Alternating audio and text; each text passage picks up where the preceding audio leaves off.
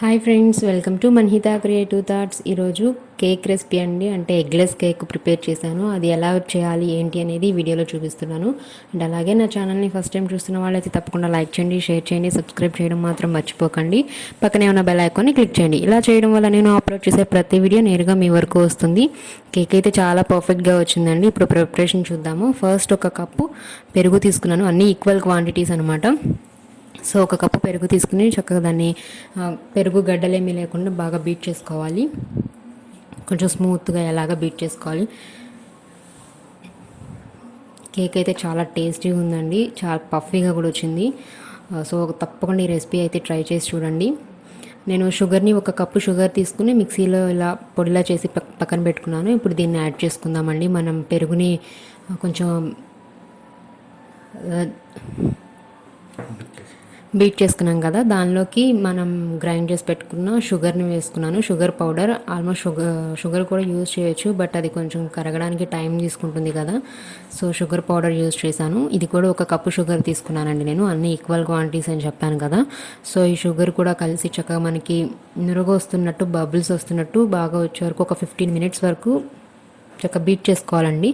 In case మనం మజ్జిగ తిప్పుతున్నట్టు తిప్పుకున్నా పర్లేదు, బట్ అది కొంచెం ఎక్కువసేపు చూసారు కదా ఎలా చక్కగా బబుల్స్ ఫామ్ అయినాయి కదా, ఇలా బీట్ చేసి పక్కన పెట్టుకోవాలన్నమాట.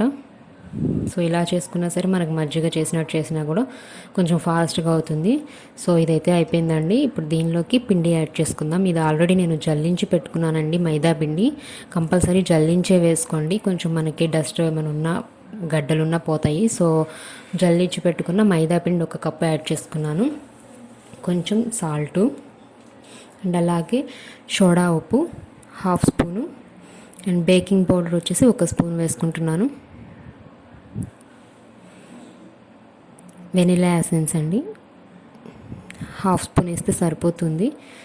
ఇది ఎగ్ వేయలేదు కదా, మనకి ఎగ్ ఫ్లేవర్ అంత ఉండదు కదా, సో అందుకే కొంచెం తక్కువ వేసాను. అండ్ అలాగే oil 2-3 table spoons oil add చేసుకోవాలి. ఇవన్నీ కూడా బాగా మిక్స్ అయ్యేలాగా కలుపుకోవాలన్నమాట. దీన్ని మిక్సర్తో మిక్స్ చేసుకుంటాం కన్నా కొంచెం స్పూన్తో కానీ అట్లా ప్యాచులర్తో కానీ చేసుకుంటే ఫాస్ట్గా అవుతుంది. ఏమి గడ్డలు కూడా లేకుండా మొత్తం బాగా మిక్స్ చేసుకోవాలండి. ఇలా స్పాచులర్తో అయినా మిక్స్ చేసుకోవచ్చు. ఇదేంటంటే మనకి చక్కగా గిన్నెకి ఏమైనా పిండి అంటుకున్నా చక్కగా నీట్గా క్లీన్గా మనకి కలుపుకోవడానికి చాలా ఈజీగా ఉంటుంది స్పాచులర్ అయితే. సో దీన్ని బాగా మిక్స్ చేసుకోవాల్సి ఉంటుందండి, గడ్డలేమీ లేకుండా. ఇన్ కేస్ ఇది కొంచెం టైట్గా అయింది బ్యాటర్ అనుకుంటే కాచి చల్లార్చుకున్న పాలు యాడ్ చేసుకోవచ్చు అండి. నేను కొద్దిగా యాడ్ చేశాను, 2-3 స్పూన్స్ వరకు యాడ్ చేశాను.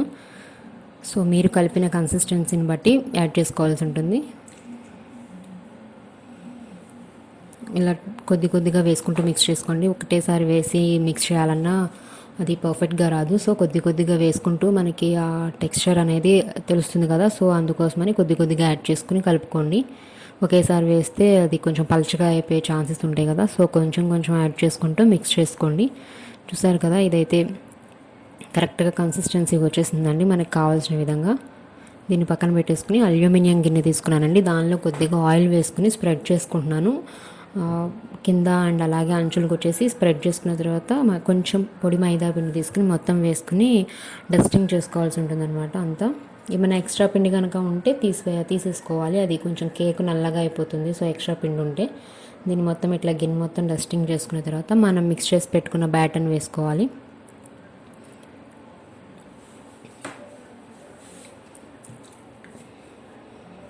ఇదంతా ఇలా వేసేసుకున్న తర్వాత గిన్నె ట్యాప్ చేసుకోవాలండి. ఏమన్నా ఎయిర్ బబుల్స్ అలా ఉన్నా కానీ మొత్తం పోతాయి. సో అలా ట్యాప్ చేసుకున్న తర్వాత స్టవ్ మీద ఆల్రెడీ నేను కింద ఒక పెనం పెట్టి దాని మీద కుక్కర్ పెట్టాను, దానిలో స్టాండ్ పెట్టానండి. ఇది కొంచెం మూత పెట్టి ప్రీ హీట్ అయిన తర్వాత మనం రెడీ చేసి పెట్టుకున్న బ్యాటర్ని పెట్టుకోవాలి, కేక్ బ్యాటర్ గిన్నెని. ఇది ఎక్కడా కూడా గిన్నె అంచులు తగలకుండా చూసుకోవాలి కుక్కర్కి. ఇది పర్ఫెక్ట్గా పెట్టేసుకున్న తర్వాత దీని మీద మూత పెట్టేసి ఒక 40-45 minutes వరకు బేక్ అవనివ్వాలి. అండ్ మధ్యలో చూస్తూ ఉంటే కొంచెం అది మనకి అర్థమవుతూ ఉంటుంది. సో ఇది బేక్ అవుతుంది ఆల్మోస్ట్. దీనికి స్టిక్ కూడా ఏం తడిగా లేదు, మొత్తం పర్ఫెక్ట్గా అయింది. అది అయిపోగానే తీసేసి పక్కన పెట్టేసుకోవాలండి. దానిలో ఉంచేస్తే ఇంకా అడుగు వచ్చేసే ఛాన్సెస్ ఉంటాయి. సో తీసి పక్కన పెట్టి పూర్తిగా చల్లారనివ్వాలి. ఇది చల్లారిన తర్వాత మనం నైఫ్తో అట్లా మొత్తం క్లీన్గా చేసుకుని ప్లేట్లోకి టర్న్ మొత్తం వేసుకోవాలి. బట్ ఇక్కడ ఏమైందంటే నేను కొంచెం ఇది ఊపేసాను గిన్నెని, సో కొంచెం అది కేక్ కట్ అయినట్టు వచ్చింది. బట్ అయినా కానీ బాగుంది, కొంచెం లైట్గా వచ్చిందండి. టేస్ట్ అయితే చాలా చాలా బాగుంది. ఎగ్లెస్ కేక్ కదా, చాలా టేస్టీగా ఉంది.